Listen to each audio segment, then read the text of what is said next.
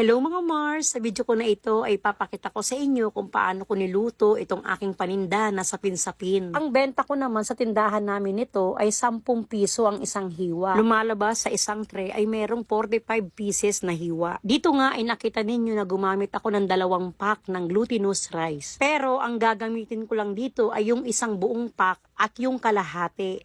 Yung matitirang kalahati ay tatabi lang muna at pwede pang gamitin sa susunod na luto. Sa paghahati ay hindi ako gumamit ng kahit na anumang takalan. Tinansya ko lang yung dami sa isang pack at iniwan ko yung pinakakalahati. Sa asukal naman ay gumamit ako rito ng 3 cups ng white sugar. Yung dami ng asukal ay hanggang dun lamang sa may pinakaguhit ng cup. Naglagay lang ako ng kaunting asin at hinalo ko. Sa paggawa ko ng sapin-sapin ay gumamit ako rito ng condensed milk. Pwede rin po kayong gumamit ng gata, pero sa recipe ko na ito ay hindi ako naglagay ng kahit na anumang gata. Gatas ang ginamit ko, hindi ang gata. Nang maibuhos ko na yung condensed milk at evaporated milk, ay naglagay ako ng tubig. Ginamit kong takalan itong lagayan ng condensed milk. 3 takal na puno yung lata ng tubig at nag-add pa ako ng kalahating lata ng tubig. Bali sa kabuuan, 3 1/2 na takal ng tubig. Gamit ko yung pinakalata ng condensed milk mga Mars para malinaw. Naglagay lang din ako rito ng 1 tablespoon ng vanilla flavor. Nang mailagay na yung tubig ay haluin lang ito ng mabuti gamit yung wire whisk. Kailangan mo siyang mahalo ng mabuti para matunaw yung glutinous rice. At mapapansin nyo nga dito na nakaready na yung aking mga bowl na paglalagyan ko ng aking mixture ng sapin-sapin.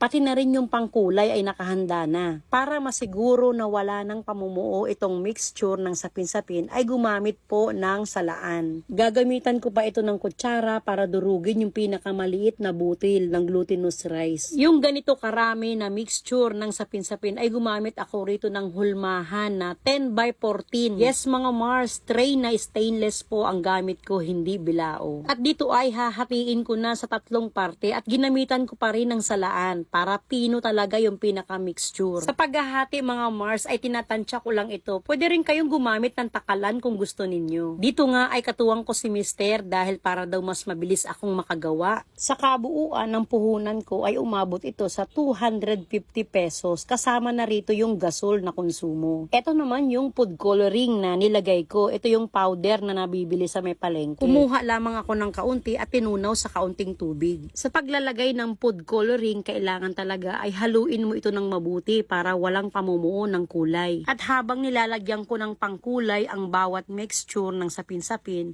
ay sasabihin ko naman sa inyo kung magkano kalalabasan ng isang tray ng aking sapin-sapin. Bali namuhunan ako ng halagang 250 pesos at yung kalalabasan naman kung ilang hiwa yung aking isang tray ng sapin-sapin ay 45 pieces na slice at ang bawat hiwa ay 10 piso naman yung benta ko sa aming tindahan. Yung tray naman na gagamitin ko dito na hulmahan ay papahiran ko lang ng langis na galing sa latik ng nyog o kaya naman ay cooking oil. At maglalagay ako ng sapin na plastic para hindi dumikit itong aking gawang sapin-sapin. At ibubuhos ko na yung unang kulay na lulutuin ko. Nasa inyo po kung ano yung kulay na gusto nyong unang ilagay. Pero itong akin, mas gusto ko yung kulay violet, yung pinakaibabaw. Kaya ito yung unang kulay ang nasa ilalim. At meron na rin akong nakahanda na steamer at kumukulo na yung tubig.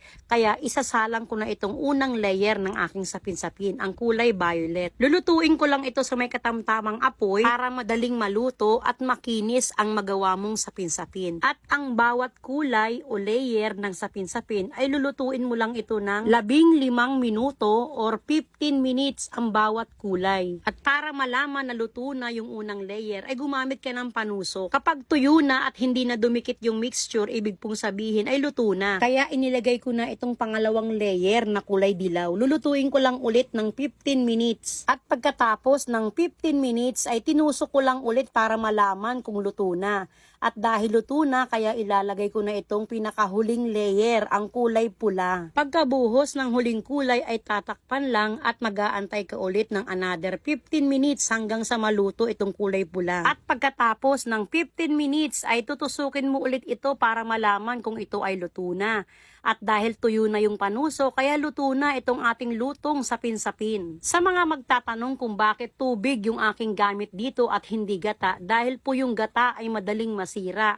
Pero yung gatas ay tumatagal po ito ng hanggang 5 araw. Basta nasa ref lang. Para mas masarap at malinamnam at malasa itong sapin-sapin, ay yung ginamit nyo pong tubig ay pwede nyong palitan ng gata ng niyog. Syempre, kung ito ay pangbahay, pangkain lang ng pamilya, mas maganda kung gagawin yung mas masarap. Nang maisalin na sa tray itong sapin-sapin, ay naglagay lang ako rito ng langis ng niyog para mas makintab at hindi madikit itong aking sapin-sapin at maganda din talaga tignan kapag siya ay merong langis. At eto na nga mga Mars, naglalagay na ako ng latik sa ibabaw ng sapin-sapin. Etong version ng paggawa ko ng sapin-sapin ay siguro nasa pangatlong beses ko nang itinuro ito, pero marami pa rin talaga ang nagre-request na ituro ko itong version ko ng sapin-sapin. Kaya naman sa reseping ito ay ginawa ko rin talaga yung pinaka-the best sa abot ng aking makakaya ay maipaliwanag ko ng husto para mas maintindihan at maunawaan ng mga manonood kung paano ko niluto itong aking paninda na sapin-sapin. At sa mga susunod ko pang mga video, follow for more!